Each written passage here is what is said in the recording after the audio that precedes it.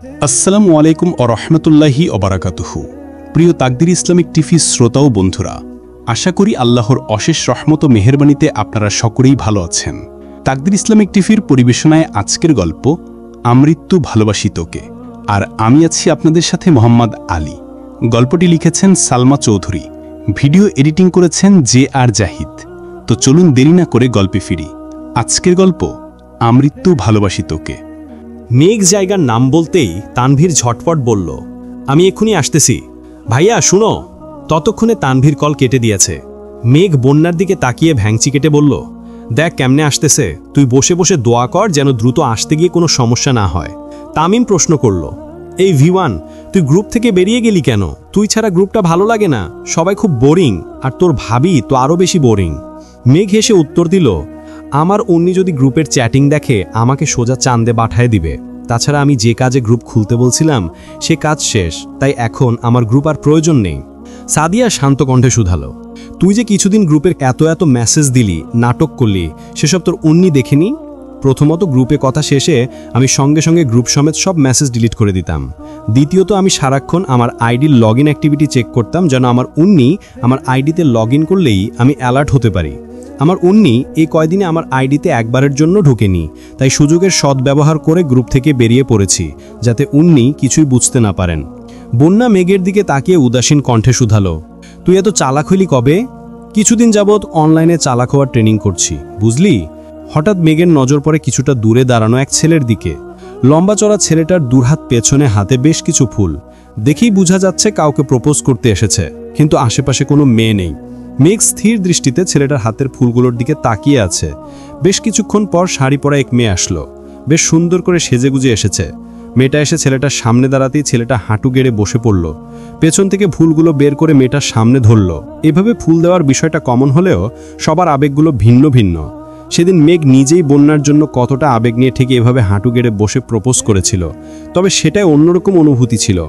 আজ এই দৃশ্য দেখে মেঘের বুকের ভেতরটা হাহাকার করছে। আচমকা আবিরকে বড্ড বেশি মিস করছে। লম্বা চড়া আর দেখতে ছেলেটা অনেকটাই আবিরের মতো, তাই হয়তো মেঘের একটু বেশি মনে পড়ছে। মেঘ আনমনে ভাবছে, আবির ভাই কি কখন এভাবে প্রপোজ করবেন আমায়? সামান্য একটা লাল গোলাপ চেয়েছিলাম, তবুও দেননি। ওনার কাছে ফুল সমেত প্রপোজ আশা করা বড্ড বেমানান। বন্যা ডাকতেই মেঘের হুঁশ ফিরল। কোনো কথা না বলে ফেসবুকে ঢুকে পোস্ট করল, 7 সাগর আর 13 নদী পার হয়ে তুমি আসতে যদি, রূপকথার রাজকুমার হয়ে আমায় তুমি ভালোবাসতে যদি। পোস্ট আপলোড হওয়া মাত্রই তানভীর উপস্থিত হলো। দ্রুত এগিয়ে এসে আতঙ্কিত কণ্ঠে শুধালো, কি হয়েছে তোমার? বন্যা থতমতকে তানভীরের দিকে তাকালো। বন্যা একদম স্বাভাবিক, চোখে মুখে অসুস্থতার রেশ মাত্র নেই। বন্যা কি বলবে এটাই বুঝতে পারছে না। তানভীর একের পর এক প্রশ্ন করেই যাচ্ছে। বন্যা শুধু মেঘকে দেখছে, কিন্তু মেঘের মনে যে রাজ্যের দুঃখ, মন খারাপের পাহাড় সরিয়ে গলা খাকারি দিয়ে মেঘ আস্তে করে বলল, তেমন কিছু হয়নি ভাইয়া, বড়ই খেতে গিয়ে বড়ইয়ের একটা বিচি গিলে ফেলছিল। যদি পেটে গাছ হয়ে যায় এই আতঙ্কে বন্যাসহ আমরা সবাই ভয় পাচ্ছিলাম। তারপর এক আন্টি বলছে কোনো সমস্যা হবে না। তানভীর হাতের উল্টো পিঠ দিয়ে নিজের চোখ মুখ মুছে আকাশের পানে তাকিয়ে দীর্ঘ নিঃশ্বাস ছেড়ে অত্যন্ত নমনীয় কণ্ঠে প্রশ্ন করল, এটাই সত্যি ঘটনা নাকি অন্য কোনো কারণ আছে যা কিন্তু এখন বলছিস না? মেঘ ঘন ঘন এপাশ ওপাশ মাথা নেড়ে বলল, আর কোনো কারণ নেই। মেঘ একটু থেমে আবার বলল, আসলে বন্যার কয়েকটা বই কেনা দরকার, কিন্তু আমাদের কারো সেদিকে যেতে ইচ্ছে করছে না। তুমি যেহেতু চলে আসছো, বন্যাকে নিয়ে যাবা প্লিজ। বন্যা অগ্নিচোখে মেঘের দিকে তাকিয়ে আছে, কারণ তানভীরের সঙ্গে থাকা কোথাও যার বিন্দুমাত্র আগ্রহ বন্যার নেই। আয়েশাকে দেখার পর থেকে বন্যার আতঙ্ক কয়েক গুণ বেড়ে গেছে। রাত বিরেতে ঘুম ভেঙে যায়, ঘন্টার পর ঘন্টা বারান্দায় দাঁড়িয়ে থাকে। প্রায় রাতে আপু সজাগ হয়ে বন্যাকে ডেকে নিয়ে ঘুম পাড়ায়। তানভীরের কল রিসিভ করে না, বেশ কিছুদিন ক্লাসে পর্যন্ত আসেনি।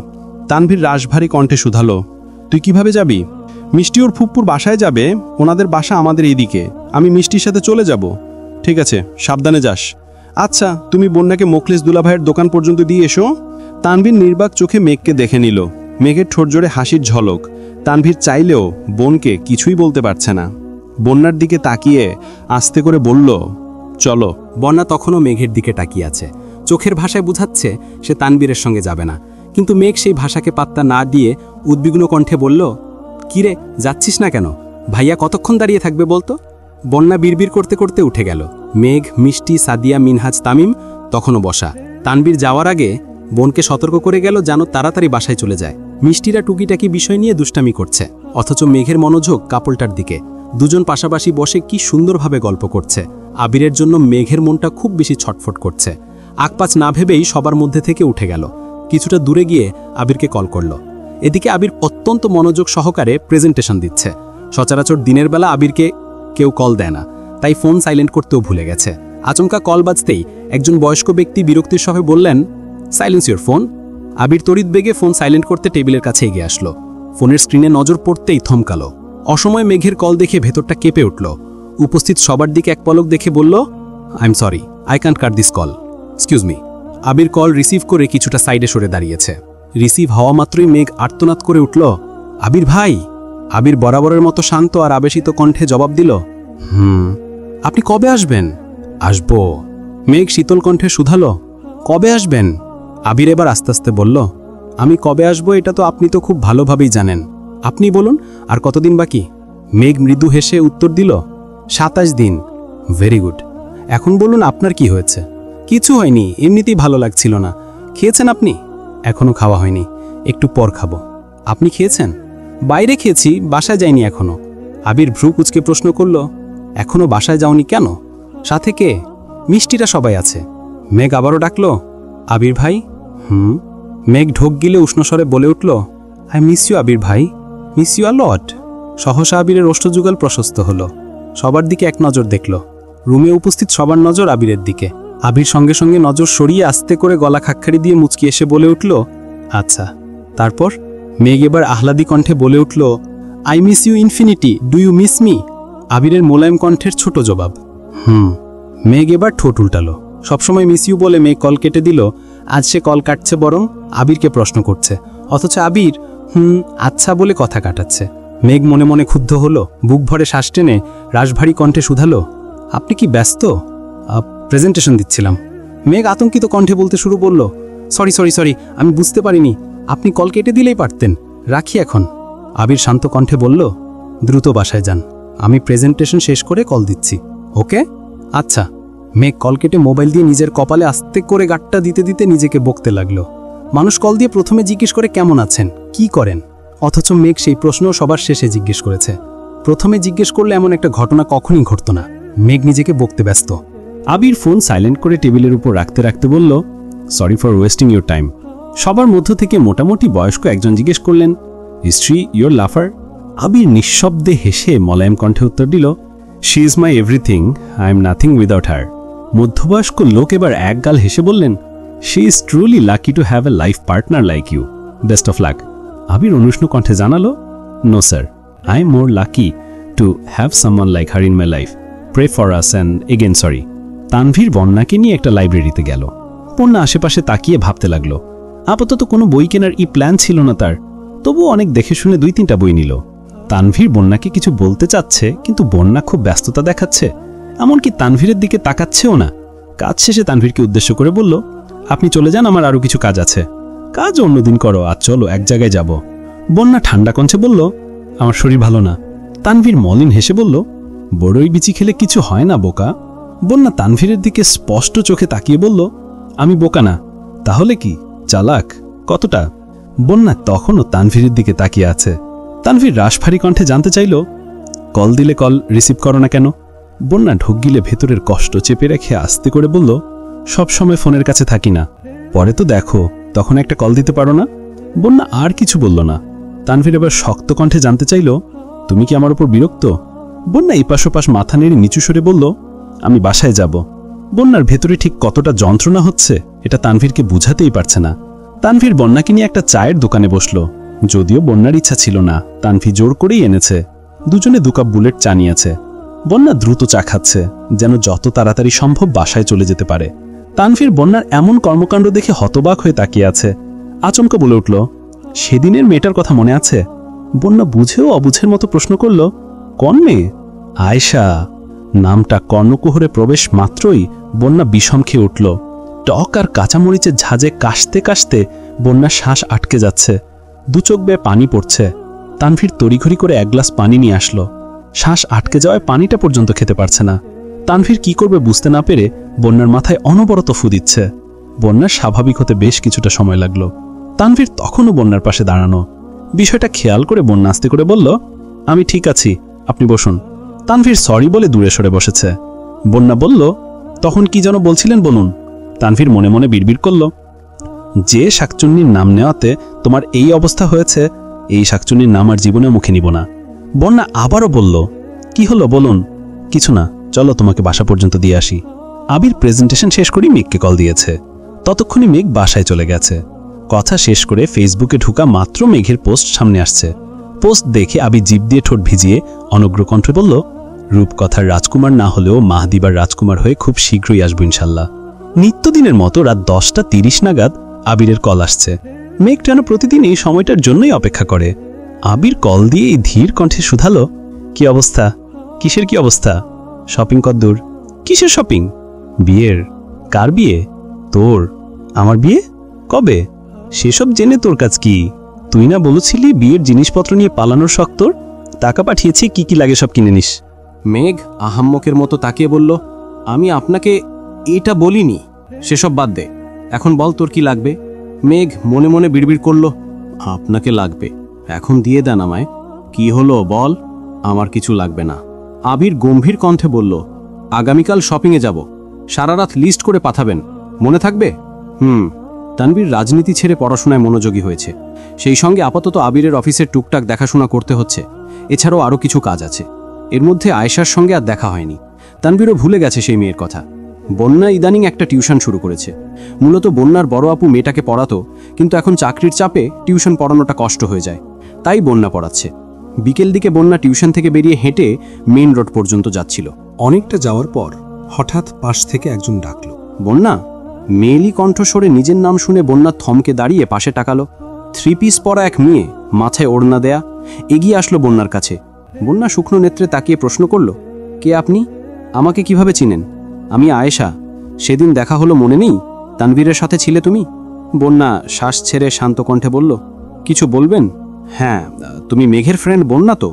জি। কেন? আসলে তোমাকে সেদিন তানভীরের সাথে দেখার পর কেন যেন মনে হচ্ছিল তুমি ওর গার্লফ্রেন্ড। অনেক ভাবার পর মনে হয়েছে তুমি তো মেঘের ফ্রেন্ড। অনেক আগে তোমাকে দেখেছিলাম, তখন তোমরা অনেক ছোট ছিলে। মুন্না নিজের ভেতরে ক্রোধ চেপে রেখে শান্ত স্বরে জিজ্ঞেস করল, আমাকে কি কোনো দরকারে ডেকেছেন? আমার কিছু কাজ আছে, যেতে হবে। তানভীরের বিষয়ে জিজ্ঞেস করতেই ডেকেছিলাম। তুমি জানো কি না জানি না, তানভীরের সাথে আমার প্রেমের সম্পর্ক ছিল।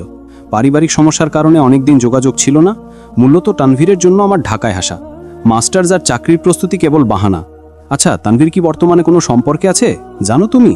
আমি কিভাবে জানবো? তোমার সাথে কিছু নেই তো? বন্যা কপাল কুঁচকে প্রশ্ন করল, তাকলে কি করবেন? আয়েশা ফিক করে হেসে বলল, মজা করতেছ? তোমাকে তানভীর ছোট বোনের চোখে দেখে, তাই তোমার প্রতি ওর কোনো অনুভূতি আসবেই না। বন্যা ফোঁস করে বলল, তাহলে তো আপনিই ভালো জানেন। আসছি। বন্যা চলে যাচ্ছে। মেয়েটা পেছন থেকে জিজ্ঞেস করল, তোমার কাছে তানভীরের নাম্বার আছে? বন্যা কোনো উত্তর দিল না। মেয়েটা আবারও বলল, তানভীরের সাথে দেখা হলে আমার কথা বইল। ইদানিং আবিরের আব্বুর অফিসে বেশ চাপ যাচ্ছে। মোজাম্মেল খানও ঢাকায় নেই। আলী আহমেদ খান একা সব সামলে হিমশিম খাচ্ছেন। তার মধ্যে কয়েকজন নতুন জয়েন করেছে, তাদেরকে সবকিছু বুঝিয়ে দিতে হচ্ছে। আবি সকাল থেকে বেশ কয়েকবার কল দিয়েছে, আলী আহমেদ খান ফোনের কাছে নেই, তাই রিসিভ করতে পারেননি। অনেকক্ষণ পর ফোন দেখে আবিরকে কল ব্যাক করলেন আলী আহমেদ খান। আবির সালাম দিয়ে শান্ত কণ্ঠে বলল, আব্বু, সিফাতের ব্যাপারে আপনি যে সিদ্ধান্তটা নিয়েছেন সেটা কি ভেবেচিন্তে নিয়েছেন? হ্যাঁ। কেন? কিন্তু আমার মনে হচ্ছে আপনার এই সিদ্ধান্তটা নিয়ে আরেকবার ভাবা উচিত। তোমার চাচ্চু তোমার কাছে বিচার দিয়েছে? না আব্বু, চাচ্চু শুধু জানিয়েছেন, এটা একান্তই আমার মতামত। তারপরেও যদি মনে হয় আপনি তাকে জয়েন করাবেন, তাহলে অন্ততপক্ষে কিছুদিন সময় নিন। আমি কিছুদিনের মধ্যেই চলে আসব। চাচু কাকামণি ঢাকায় ফিরলে সবার সাথে কথা বলে সিদ্ধান্তটা নিলে ভালো হতো না? কি বলতে চাচ্ছ? আমার নেয়া সিদ্ধান্ত ভুল? তোমরা যা ঠিক মনে করবে শুধুমাত্র তাই ঠিক। আব্বু, প্লিজ আপনি মাথা ঠান্ডা করে একবার ভাবুন। যেখানে 25-30 বছর যাবৎ গ্রামের মানুষের সাথে আপনার কোনো সম্পর্ক নেই, ভুল করেও কখনো গ্রামে যান না, সেখানে সেই গ্রামের এক ছেলেকে গুরুত্বপূর্ণ পোস্টে জব দিচ্ছেন, সেটা কি আদৌ যুক্তিপূর্ণ? 15 দিনের মধ্যে আমি চলে আসব। তাছাড়া খুব সমস্যা হলে তানভীরকে বললেই অফিসে আসবে।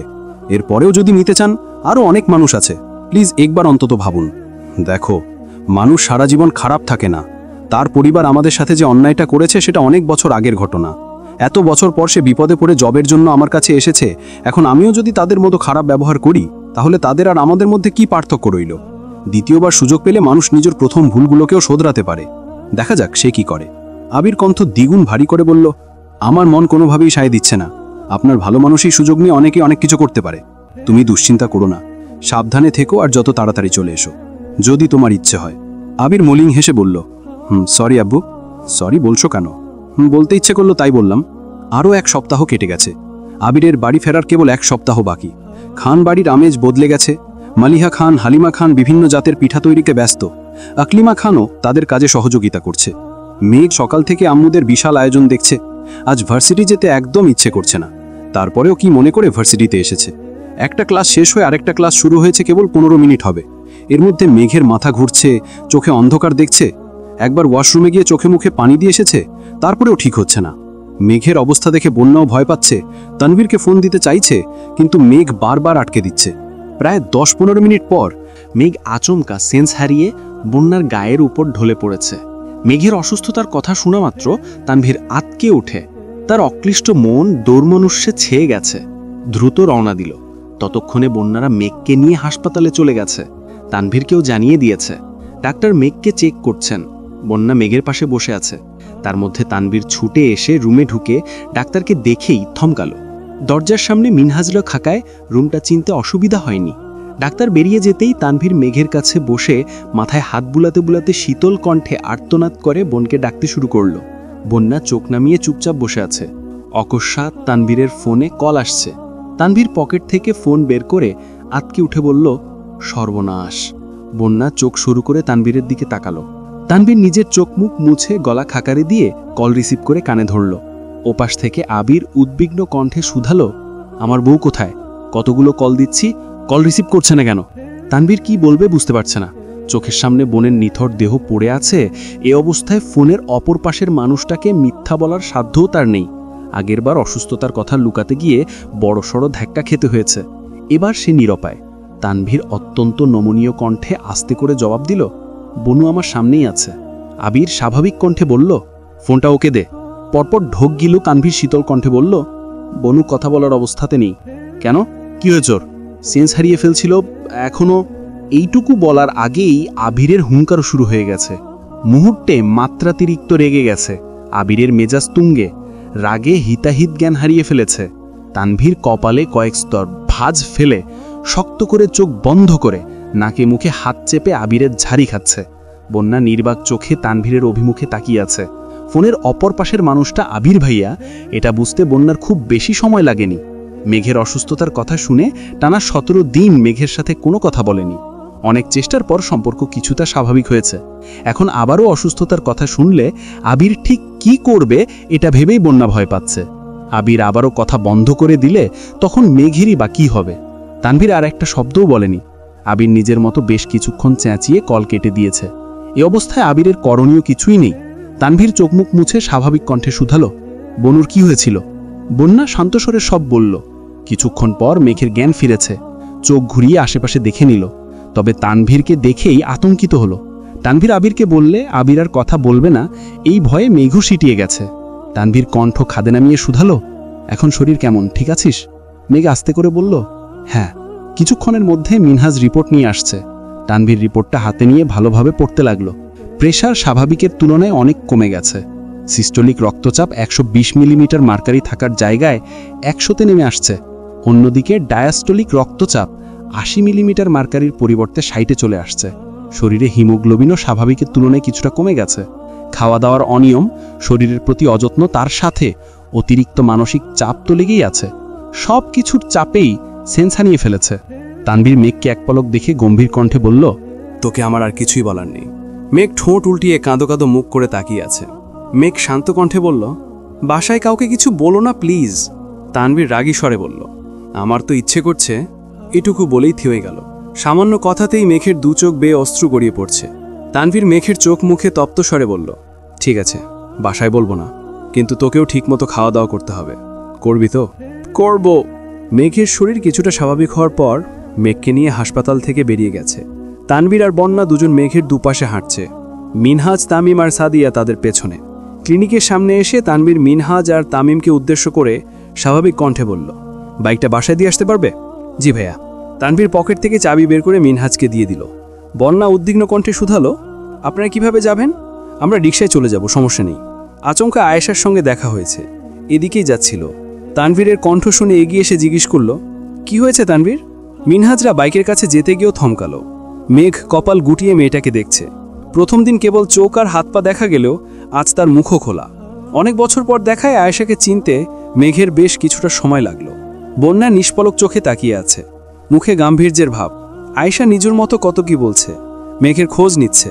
এদিকে মেঘ তেলে বেগুনে জ্বলছে, গায়ের জোরের অভাবে কিছু করতেও পারছে না। আয়েশা ধীর কণ্ঠে বলল, কার কি হয়েছে? তানভীর গম্ভীর কণ্ঠে বলল, বনু অসুস্থ। এই কথা শুনে মেয়েটা একদম উতলা হয়ে গেছে। মেঘের কাছে এগিয়ে আসতে আসতে বলল, হায় হায়, আমার ননদের আবার কি হয়েছে? মেঘ রাগে ফোঁস করে উঠল, আমাকে একদম ননদ বলবেন না, এর পরিণাম ভালো হবে না বলে দিলাম। মেয়েটা আরেকটু এগোতেই তানভীর হুঙ্কার দিল, আমার বোনকে ছোঁয়ার চেষ্টাও করবে না। বন্যা মুখ গোমরা করে নীরের দৃষ্টিতে দুই ভাই বোনের কর্মকাণ্ড দেখছে। আয়েশা এবার মোলায়েম কণ্ঠে বলে উঠল, আমি মেঘকে ধরলে কি হবে? জান। শব্দটা বলতে দেরি হয়েছে, আয়েশার গালে তানভীরের শক্তপোক্ত হাতের থাপ্পড় পড়তে দেরি হয়নি। থাপ্পড়ের শব্দে উপস্থিত সবাই খানিকটা কেঁপে উঠেছে। তানভীর রাগান্বিত কণ্ঠে চিৎকার করল, আজকের পর আর কোনোদিন আমার সামনে নাটক করতে আসবা না। শুধুমাত্র মেয়ে বলে আর আমি মেয়েদের সম্মান করি বলে আজ পর্যন্ত তোমার কোনো ক্ষতি করিনি, নয়তো বহু আগেই তানভীরের ভয়ঙ্কর রূপ দেখিয়ে দিতাম। আমায় খারাপ হতে বাধ্য করো না। আয়েশার গালে রক্তের ছোপ ছোপ দাগ হয়ে গেছে, গালে হাত ঘষতে ঘষতে মাথা নিচু করে চলে যাচ্ছে। তামিম মিনহাজের দিকে তাকিয়ে বিড়বিড় করল, মেয়েটার আজ খবর আছে। তানভীর ভাইয়ের হাতের থাপ্পড় যে একবার খেয়েছে একমাত্র সেই বুঝে, তুই কি বলিস? মিনহাজ কপালে কয়েক স্তর ভাঁজ ফেলে তপ্ত স্বরে বলল, অতীত খুব ভয়ানক জিনিস, মনে করাতে যাস না, তার থেকে বরং চল। তানভীর রিকশার জন্য কিছুটা সামনে চলে গেছে।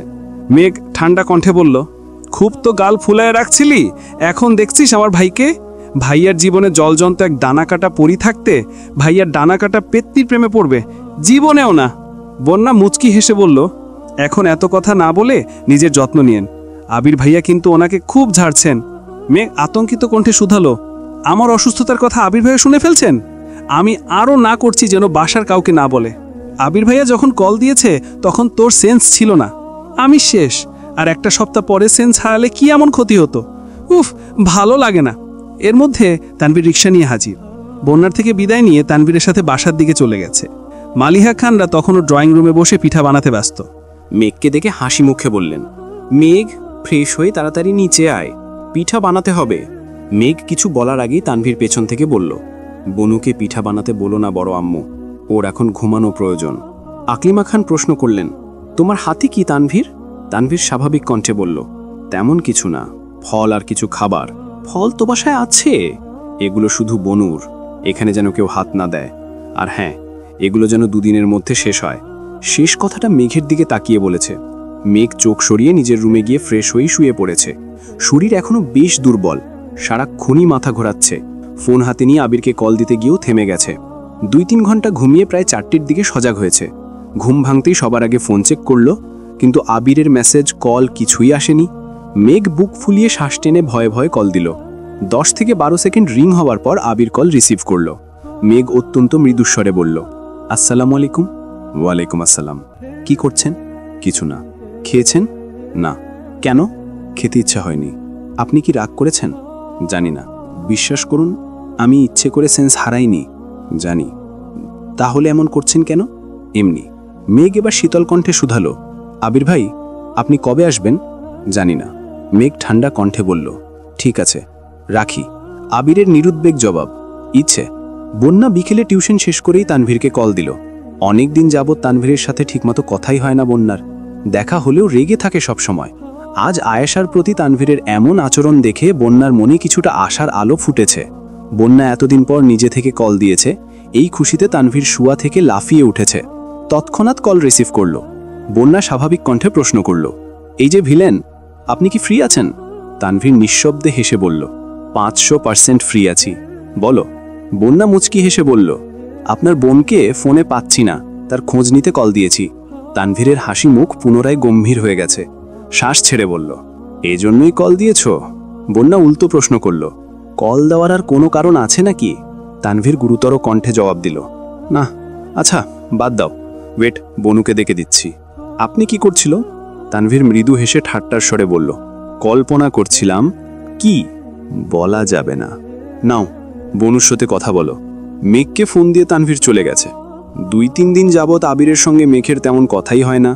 মেসেজ দিলে আবির হ্যাঁ, হু, আচ্ছা, জানি না বলেই রিপ্লাই করে। কল দিলে এমনভাবে কথা বলে যেন তার কথা বলার বিন্দুমাত্র ইচ্ছা নেই। মন খারাপ করে মেঘও তেমন কল দেয় না। সারাদিন খাওয়ার ঘুম ছাড়া মেঘের আর কোনো কাজ নেই। মাঝে মাঝে বন্যার সাথে একটু আটটু দুষ্টামি করে। সন্ধ্যার দিকে তানভীর বাসা থেকে বের হলেই মেঘ রান্না করতে চলে যায়। টুকটাক রেসিপি ট্রাই করে আর মিম আর আদিকে নিয়ে খায়। আজ সকাল থেকে আবিরকে বেশ কয়েকবার কল দিয়েছে, কিন্তু আবির নেটে নেই, ফোনও বন্ধ। এদিকে তানভীরও বাসায় নেই। মেঘ একে একে সবার নাম্বার থেকেই চেষ্টা করেছে, কিন্তু আবিরের নাম্বার বারবার বন্ধ বলছে। ঘড়িতে তখন বিকেল 4:26। মেঘ গভীর ঘুমে নিমগ্ন, নিঃশ্বাস এলোমেলো। বুকের ওপর রাখা ফোনটাকে জড়িয়ে ধরে স্বপ্নদেশে পাড়ি দিয়েছে। মলিন চেহারা, চোখের কান্নিশে স্পষ্ট পানির দাগ দেখা যাচ্ছে। আবির নায়াবী দৃষ্টিতে মেঘের ঘুমন্ত আদলে চেয়ে আছে। বুকের ভেতর অনবরত ধ্রিম ধ্রিম কম্পন হচ্ছে। প্রায় 5 মাস পর আবিরের বক্ষপিঞ্জরে আবদ্ধ হৃদয়টা স্বস্তি পেয়েছে। এতদিন পর নিজের প্রেয়সীকে এত কাছে পেয়েছে। আবির এক দৃষ্টিতে মেঘকে পরখ করছে। আপাদমস্তক দেখে ঘুমন্ত মেঘের পাশে বসে অতি সন্তর্পণে বুকের ওপর থেকে আলতোভাবে ফোনটা তুলে নিল। হোম স্ক্রিনে নিজের ছবিটা দেখে মলিন হেসে ফোনটা এক পাশে রেখে দিয়েছে। চোখের কান্নিশে জমে থাকা অশ্রু মোলায়েম হাতে মুছে পরপর মেঘের কপালে গলায় হাত রেখে জ্বর পরীক্ষা করছে। কিছুটা সময় নিয়ে মাথায় হাত বুলিয়ে দিল। হৃদয়ের অন্তঃস্থলে জাগ্রত প্রেমানুভূতিতে আর চাপিয়ে রাখতে পারছে না। অনমনে মেঘের অদৃষ্টে ঠোঁট সোয়ালো। গাল ভর্তি আবিরের খোঁচা খোঁচা দাড়ি স্পর্শে মেঘের ঘুমন্ত শরীর ঝাগলে দিয়ে উঠেছে। সদ্য শাওয়ার নিয়ে আসায় আবিরের গা থেকে এক অন্যরকম সুঘ্রাণ মেঘের নাসারন্ধ্রে প্রবেশ করছে। মেঘ ঘুমের মধ্যেই নড়ে চড়ে উঠল। আবির সঙ্গে সঙ্গে সরে গেছে। বসা থেকে উঠে কিছুটা দূরে সরে দাঁড়ালো। আবির দীর্ঘ নিঃশ্বাস ছেড়ে সুস্থির কণ্ঠে ডাকল, মেঘ। মেঘের উত্তর না পেয়ে আবির ঠোঁট কামড়ে হেসে আবারও ডাকল, স্প্যারো। ঘুমন্ত মেঘ আদো আদো কণ্ঠে বলল, আবিরের আখি যুগল প্রশস্ত হলো। ঠোঁটে হাসি রেখে এবার শক্ত কণ্ঠে বলল, এই যে ম্যাডাম। মেঘ ঘুম ঘুম চোখে তাকাতেই তার স্বপ্নের রাজকুমারকে সামনে আবিষ্কার করল। আবিরকে দেখে স্তব্ধ হয়ে গেছে। দু চোখ যেন এখনই কোটর ছেড়ে বেরিয়ে আসবে। মেঘ মুগ্ধ আঁখিতে প্রিয় মানুষটার মুখের পানে তাকিয়ে আছে। বরাবরের মতো হৃদয়ে তোলপাড় শুরু হয়ে গেছে। সত্যি কি কল্পনা বোঝার আগেই শোয়া থেকে এক লাফে উঠে বসল। আকস্মাৎ এমন কাণ্ডে আবিরের নিঃশ্বাস আটকে গেছে। পরপর বুক টান করে সোজা হয়ে দাঁড়ালো। ঘুমের ঘোরে মেঘ অবাক চোখে আবিরকে দেখছে। আচমকা বসা থেকে এক লাফে আবিরকে জড়িয়ে নড়ল। ঠিক জড়িয়ে ধরা বলে না এটাকে। মেঘের দুপা মাটি থেকে প্রায় 1 হাত উপরে। আকস্মিক ঘটনায় আবির 1 পা পিছিয়ে সহসা সর্বশক্তি দিয়ে মেঘকে আঁকড়ে ধরল। আবিরের 1 হাত মেঘের পিঠে আর 1 হাত কোমরের উপর শক্ত করে ধরে আছে। মেঘ অর্ধ ঘুমে থাকলেও আবির পুরোপুরি সজ্ঞানী আছে। আবিরের শিরা উপশিরায় তুফান চলছে। উষ্ণ শ্বাস মেঘের উন্মুক্ত ঘাড়ে পড়ছে। দুজনের হৃদয় স্পন্দন তীব্র থেকে তীব্র হতে শুরু করেছে। গাত্রজুড়ে অদ্ভুত শিহরণ জাগছে। মেঘের দুচোখ ছলছল করছে। ঘন ঘন শ্বাস ছেড়ে অকস্মাৎ কাঁদতে শুরু করেছে। আবির তখনও শক্ত হস্তে মেঘকে জড়িয়ে ধরে রেখেছে। মেঘ কোন ঘরে আটকে আছে সে নিজেও বুঝতে পারছে না। কাঁদতে কাঁদতে নিজের মণিকোঠায় জমে থাকা অভিযোগগুলো ব্যস্ত কণ্ঠে জাহির করছে। মেঘ কাঁদতে কাঁদতে আর্তনাদ করে উঠল, আপনি এত নিষ্ঠুর কেন? মেঘ কি ভেবে হঠাৎ আবিরকে ছেড়ে দিয়েছে। আবিরও আস্তে আস্তে ছাড়ল। মেঘের দুপা আবিরের বৃহৎ পদযুগলের ওপর পড়ল। আবির মেঘকে জড়িয়ে ধরে রেখেই সম্পূর্ণ ঘুরিয়ে মেঘকে দেয়াল ঘেঁষে দাঁড় করালো। তাৎক্ষণিক ঘটনায় মেঘের মস্তিষ্ক পর্যন্ত এলোমেলো হয়ে গেছে। আবির ডান হাতের বৃদ্ধাঙ্গুল দিয়ে মেঘের চোখের পানি মুছে কণ্ঠ খাদি নামিয়ে আস্তে করে বলল, সরি, আর কখনো নিষ্ঠুরের মতো আচরণ করব না। কাঙ্ক্ষিত ব্যক্তি কোমল কণ্ঠের জবাব শুনে মেঘ নিশ্চুপ হয়ে গেছে। মেঘের পা তখনও আবিরের পায়ের উপর। আবির এগুতেই মেঘ পেছাতে চেষ্টা করল, কিন্তু কয়েক ইঞ্চির গ্যাপ মুহূর্তেই ফুরিয়ে গেল। আবির মাথা নিচু করে মেঘের কানের কাছে মুখ নামিয়ে এনে পাতলা অধর নেড়ে বিড়বিড় করে বলল, খুব তো মিস ইউ করছিলেন, তা ঠিক কতটুকু মিস করেছেন দেখি? মেঘের ঠোঁট কাঁপছে ফিনফিন করে। মুখ দিয়ে কোনো কথাই বের হচ্ছে না। ক্ষণিকের জন্য ভেতরটা অনুভূতি শূন্য হয়ে গেছে। আবিরের উষ্ণ শ্বাস প্রশ্বাস মেঘের ঘাড়ে পড়ছে। আবির মুখ তুলে মেঘের নিরুদ্বেগ চেহারার পানে তাকালো। আবিরের 1 হাত তখনও মেঘের পিঠ আঁকড়ে ধরে আছে। অন্য হাত দিয়ে মেঘের এলোমেলো চুলগুলো ঠিক করে মেঘের ডান হাতটা আবিরের বুকের বাঁ পাশে শক্ত করে চেপে ধরে বলল, তোর শূন্যতায় আমার অনুভূতির দেয়াল ভেঙে চুরে তছনছ হয়ে গেছে। আমার ভগ্ন হৃদয়ের কম্পন কি তুই টের পাচ্ছিস? বুঝতে পারছিস কতটা মিস করেছি তোকে? আবিরের হৃৎস্পন্দন অস্বাভাবিক তীব্র। আবিরের বক্ষস্থলে হাত রাখায় মেঘের সর্বাঙ্গে কম্পন শুরু হয়ে গেছে। চিরচেনা মানুষটার ভাইয়ের গন্ধ, স্পর্শ, মায়াবী কণ্ঠ, নেশাক্ত দৃষ্টি, সবেতে মেঘ মাতাল প্রায়। কয়েক মুহূর্তের মধ্যে ক্ষতবিক্ষত হৃদয়ের হাহাকার অশ্রুরূপে গড়িয়ে পড়ল। মেঘের হাতার পিঠ ছেড়ে আবির এবার শান্ত হস্তে মেঘের দু চোখ মুছে কণ্ঠ দ্বিগুণ ভারী করে বলল, আজকের পর আমার কারণে তোর চোখ থেকে এক ফোঁটা পানিও পড়তে গিব না আমি, প্রমিস। কথাটা বলতে বলতে মেঘের কপালে দীর্ঘ এক চুমু দিল আবির।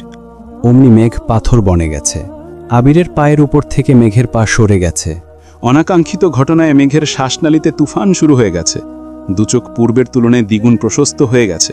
প্রায় 2 বছরে জমে থাকা অনুভূতিগুলো এলো পাথারি ছুটছে। মেঘের এলোমেলো নিঃশ্বাস আবিরের বুকে লাগছে।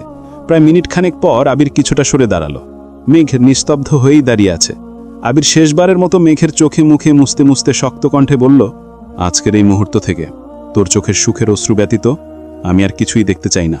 মেঘকে ছেড়ে চলে যেতে নিয়ে আবার থমকালো। কোমর কণ্ঠে বলল, তোর গিফট টেবিলে রাখা আছে। আবির মেঘের দিকে তাকিয়ে মিটিমিটি হেসে গুনগুন করতে করতে বেরিয়ে গেছে। 7 সাগর আর 13 নদী পার হয়ে তুমি আসতে যদি, রূপকথার রাজকুমার হয়ে আমায় তুমি ভালোবাসতে যদি। মেঘ নির্বাক চোখে আবিরের পানে তাকিয়ে আছে। মেঘ দেয়ালে ধাইলিয়ে দাঁড়িয়ে আছে। এগুলো স্বপ্ন, কল্পনা নাকি বাস্তব কিছুই বুঝতে পারছে না। কয়েক মুহূর্ত হতবাক থেকে আচমকা বিছানায় শুয়ে পড়ল। শরীরের দুর্বলতার কারণে কিছু সময়ের মধ্যে আবারও ঘুমিয়ে পড়েছে। ঘণ্টাখানেক পর হঠাৎ হইচুইয়ের শব্দে মেঘের ঘুম ভাঙে। শুয়া থেকে উঠে আড়মোড়া ভাঙতে ভাঙতে চোখ পড়ে টেবিলের দিকে। টেবিলের ওপর একটা গিফট বক্স রাখা। মেঘ হকচকিয়ে উঠে বক্সটার কাছে এগিয়ে গেল। তৎক্ষণাৎ 1 ঘন্টা আগের ঘটনাগুলো মনে পড়তে লাগল। মেঘ অনমনে বলে উঠল, আবির ভাই কি সত্যি চলে আসছেন? এক দৌড়ে ওয়াশরুম থেকে চোখে মুখে পানি দিয়ে মুখ ঠিকমতো না মুছেই ছুটল অন্তহীন পায়ে। ছুটে আচমকা সিঁড়ি এসে থামল। আবির নিচ থেকে অপলক দৃষ্টিতে তাকিয়ে আছে। আবিরের এমন দৃষ্টি দেখে মেঘ হতভম্ব হয়ে গেছে। চোখ নামিয়ে ধীর গতিতে নামতে শুরু করল। মিমার আদি গিফট নিয়ে কাড়াকাড়ি করছে। মেঘ কাছাকাছি আসতেই আবির সস্মিয়ে জিজ্ঞেস করল, কেমন আছিস? কিছুটা দূরেই হালিমা খান আর মালিহা খান দাঁড়ানো। মেঘ চোখ তুলে তাকাতেই চোখাচোখি হলো দুজনের। আবিরের দু চোখে শানিত প্রেমানুভূতি, যা লুকাতে অক্ষম সে। মেঘ মায়াবী দৃষ্টিতে তাকিয়ে মোলায়েম কণ্ঠে বলল, আলহামদুলিল্লাহ, ভালো। আপনি কেমন আছেন? আলহামদুলিল্লাহ। হালিমা খান বলে উঠলেন, সেই কখন আসছিস? এখনো কিছু খাসনি? আগে থেকে জানিয়েও আসিসনি। কি খাবি বল? আবির মেঘের দিকে তাকিয়েই শান্ত স্বরে বলল, শুনলাম তোমার মেয়ে পাকুড়া বানাতে এক্সপার্ট। জিজ্ঞেস করো আমাকে বানিয়ে খাওয়াবে কিনা। হালিমা খান হেসে বললেন, এ আবার কেমন কথা? তোকে খাওয়াবি না কেন? এই মেঘ আয়। মালিহা খান তপ্তস্বরে জিজ্ঞেস করলেন, রাতে কি খাবি? আবির সরল কণ্ঠে বলল, তোমার যা ইচ্ছে তাই রান্না করো। মালিহা খান আবারও বললেন, তুই আসবি এটা আগে জানাসনি কেন? তোর রুমটা পরিষ্কার করা হয়নি। আবির মলিন হেসে বলল, সমস্যা নেই, আমি সব কিছু পরিষ্কার করেছি। আবির সোফায় হেলান দিয়ে বসে আছে। মেঘকে পাকোড়া নিয়ে আসতে দেখে ইচ্ছেকৃত গান শুরু করল। 7 সাগর আর 13 নদী পার হয়ে তুমি আসতে যদি। মেঘ নির্বাক চোখে আবিরের পানে তাকিয়ে আছে। মেঘ মুখ ফুলিয়ে সুখনেত্রে তাকাতেই আবির অন্যদিকে মুখ ঘুরিয়ে নিয়েছে। মেঘ মুখ ফুলিয়ে শ্বাস ছেড়ে বলল, আজ আসবেন এটা আগে জানালেন না কেন? জানাললে কি সারপ্রাইজ থাকতো? মেঘ ভেঙচি কেটে বিড়বিড় করে বলল, সারপ্রাইজ দিতে কে বলছিল আপনাকে? আবির গম্ভীর কণ্ঠে শোধালো, 2 দিন পর পর অসুখ বাঁধাতে কে বলছিল আপনাকে? এর মধ্যে আলী আহমদ খান বাসায় আসছেন। ওনাকে দেখেই মেঘ দ্রুত রান্নাঘরে চলে গেছে। আবির এগিয়ে গিয়ে আব্বুকে সালাম করল। ঘণ্টাখানেক পর তানভীর আসছে। আবিরকে দেখেই জড়িয়ে ধরে বলল, ভাই আমি ক্লান্ত, পরিশ্রান্ত। আবির মুচকি হেসে জানালো, অফিসিয়ালি দায়িত্ব নেয়ার আগ পর্যন্ত আরেকটু সহ্য করে নে। আজ অনেক দিন পর সবাই একসঙ্গে খেতে বসেছে। যদিও মোজাম্মেল খান বাসায় নেই, ইকবাল খান আজই বাসায় এসেছেন। আলী আহমদ খান ভারী কণ্ঠে প্রশ্ন করলেন, তোমার না আরও 3 দিন পর আসার কথা? জি আব্বু, কিন্তু কাজ শেষ হয়ে গেছে তাই চলে আসছি। সব কাজ শেষ নাকি আবারও যেতে হবে? শেষ। আবির প্রশ্ন করল, সিফাতের ব্যাপারে কোনো সিদ্ধান্ত নিয়েছেন? আগামীকাল জয়েন করবে। আবির উদ্বিগ্ন কণ্ঠে শুধালো, আপনি কি আপনার সিদ্ধান্তে অটল থাকবেন? কাকামণি আবিরের দিকে এক পলক তাকিয়ে শান্ত স্বরে বললেন, ভাইজান, আমার মনে হচ্ছে এই কাজটা করা ঠিক হচ্ছে না। আলী আহমেদ খান খাওয়া শেষ করে উঠে যেতে যেতে বললেন, মানুষকে ভালো হওয়ার সুযোগ করে দিতে হয়। আবির এবার ঠান্ডা কণ্ঠে হুঙ্কার দিল, যদি তার কারণে কখনো কোম্পানির উপর নেতিবাচক প্রভাব পড়ে তখন কেউ আমাকে বাধা দিতে আসবেন না। আলী আহমেদ খান চলে গেছেন। ইকবাল খান দু একটা কথা বলে নিজে উঠে গেছেন। আবির আর তানভীর নিজেদের মধ্যে টুকটাক কথা বলছে। মেঘ খেতে খেতে বারবার আবিরকে দেখছে। আগের তুলনায় আবির একটু মোটা হয়েছে, দেখতেও কিছুটা ফর্সা লাগছে। মেঘ মিটিমিটি হাসছে আর খাচ্ছে। হঠাৎ আবিরের নজর পড়তেই ভ্রূণ নাচালো। মেঘ থতমত খেয়ে চোখ নামিয়ে নিল। খাওয়া দাওয়া শেষ করেই আবির ঘুমাতে চলে গেছে। আজ সিফাত নামক ছেলেটা জয়েন করবে। আবির, আলী আহমেদ খান আর ইকবাল খান তিনজনই অফিসে আছে। সিফাত এসে আলী আহমেদ খান আর ইকবাল খানের সাথে কথা বলে আবিরের মুখোমুখি হলো। আবির কপাল কুঁচকে সূক্ষ্ম নেত্রে তাকিয়ে আছে। সিফাত গুরুগম্ভীর কণ্ঠে প্রশ্ন করল, আপনিই তাহলে সাজ্জাদুল খান আবির? জি, কোনো সমস্যা? সিফাত হেসে বলল, না, আঙ্কেলের মুখে আপনার কথা অনেক শুনেছি, তাই জিজ্ঞেস করলাম। আবির গম্ভীর কণ্ঠে বলল, অফিসে স্যার বলতে শিখুন। Sorry sir. আবির ভ্রু কুঁচকে বলল, নিজের কাজে মনোযোগ দেন। আবির চলে গেছে। সিফাত নিরেট দৃষ্টিতে আবিরের দিকে তাকিয়ে আছে। এদিকে মুজাম্মেল খান একের পর এক কল দিয়েই যাচ্ছেন। আবির নিজের কেবিনে গিয়ে কল রিসিভ করতেই মুজাম্মেল খান রাশভারী কণ্ঠে শুধালেন, আটকাতে পেরেছ? না, আমি জানতাম। তোমার আব্বুকে আমি খুব ভালোভাবে চিনি। উনি যা বলবেন তাই করবেন, কিন্তু তাই বলে শত্রুর সাথে হাত মেলাবেন? আবির নিরুদ্বেগ কণ্ঠে জবাব দিল, কিছু করার নেই চাচ্চু, এখন আমাদেরকেই সাবধানে থাকতে হবে। আবির বিকেল দিকে নিজের অফিসে আসছে। রাকিব রাসেলের সাথে অনেক দিন পর দেখা। অফিসের কাজ শেষে সবাইকে ছুটি দিয়ে তিন বন্ধু গল্প করতে বসেছে। অনেক দিনের জমানো কথা, অফিসের বিভিন্ন কাজ, পার্সোনাল লাইফ, সব বিষয়ে গল্প চলছে। রাসেল হঠাৎ প্রশ্ন করল, আবির, বিয়ে কবে করছিস? আবির মলিন হেসে জবাব দিল, করব। সেটা কবে? আর তোর শ্বশুর আসবে কবে? আমার শ্বশুর আসলেই ধামাকা হবে। 6 মাস সময় যে ঘনিয়ে আসছে। রাকিব উদ্বিগ্ন কণ্ঠে শুধালো, তুই কি ভেবেছিস? বাসায় আগে কথা বলবি নাকি মেঘকে আগে জানাবি? মেঘকে জানিয়ে তারপর বাসায় বলবো, তবে সেটা একই দিনে। আমি ওকে কোনো প্রতিশ্রুতি দেব না, ডিরেক্ট বিয়ের অফার দেব। আর ঘুম থেকে উঠলেই বাড়িতে বিয়ের আমেজ থাকবে। এর মধ্যে মেঘের কল আসছে। রাসেল উঁকি দিয়ে নামটা দেখে একগাল হেসে বলল, ওনার নাম নিতেই কল চলে আসছে, উনি অনেকদিন বাঁচবেন। আবির মুচকি হেসে উত্তর দিল, বাঁচতে তো হবেই, ওর কিছু হলে আমি যে বেঁচে থেকেও মরে যাব। আবির কল রিসিভ করে মৃদু স্বরে বলল, সারাদিনে এই মনে পড়ল? মেঘ গাল ফুলিয়ে শ্বাস ছেড়ে বলল, আপনিও তো কল দেননি। ফুপ্পিরা বাসায় এসে আপনার জন্য অপেক্ষা করছেন। আপনার কি আসতে দেরি হবে? না, এক্ষুনি আসতেছি। আবির তাদের থেকে বিদায় নিয়ে যেই উঠতে যাবে, রাকিব অনমনে ডাকল, আবির, বল, তোর আব্বু যদি সত্যি সত্যি মেনে না নেয় তখন কি করবি?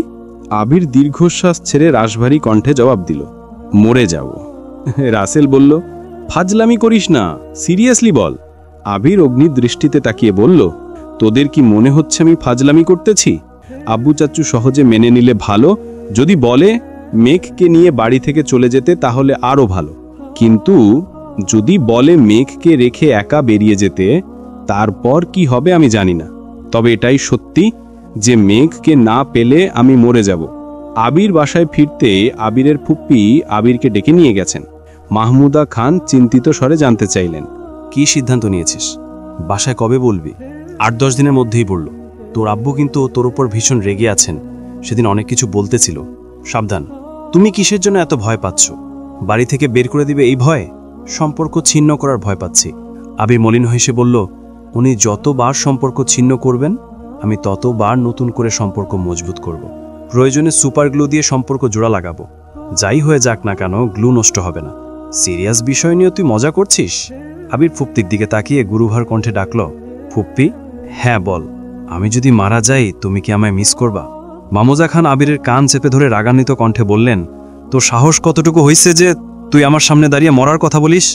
আবির আর্তনাদ করে উঠল, সরি ফুপ্পি, সরি, আর বলবো না। আবির বাসায় ফিরেছে 3 দিন হলো। মোজাম্মেল খান এখনও বাসায় ফিরেননি।